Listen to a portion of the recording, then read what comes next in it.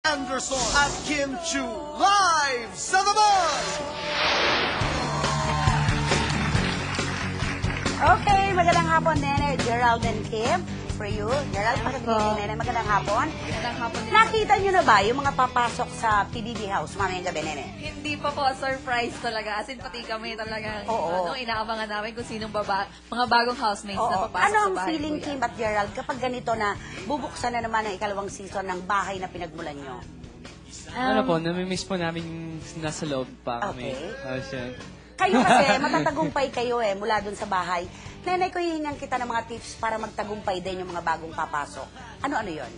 Unang-unang kailangan i-enjoy nila yung pagstay doon sa bahay ni Kuya. Kasi pag hindi sila nag-enjoy, isipin nila labas agad. So, tapos, ang pinaka-importante pa, maging natural at ibigay ang best talaga. Na ginawa ninyong tatlo? Yes po. Okay. Kung meron man kayong nadiskubre o magandang pangyayari sa loob ng bahay ni Kuya, Kim at Gerald, ano yon? Para sa inyong dalawa.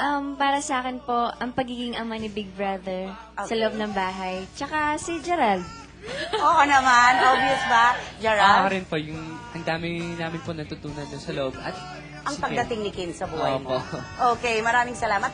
Paki-invite na natin sila, Nene. PBB, mamayang gabi na. Mamayang gabi na po, 9:30 p.m. Mas malupit at mas maigpit si Kuya at mas matinik na mga PBB housemates. Mamaya po yan, 9:30 ng gabi. Okay, Guys, mamaya Gerald. na po yan, 9:30. So guys, abangan nyo yan. Promise, sobrang exclusive po yung mga housemates ngayon. Okay. And Kim, may pasasalamatan ka? Apo, thank you po to her Benchine, Dr. Bella Rasher, and Skechers. Mamaya po, tonight, Maribeles Bataan po kami ni Gerald. Tsaka sa Monday, bukas, nasa Holy Child Montessori Okay, School pero po. tututo kayo sa PBB mamayang gabi. Syempre. Sigurado yan. Opo. Okay, thank you so much mga kaibigan. Magbabalik pa po ang The Buzz! Kaya ko nagtatandang 6 sa 10 artista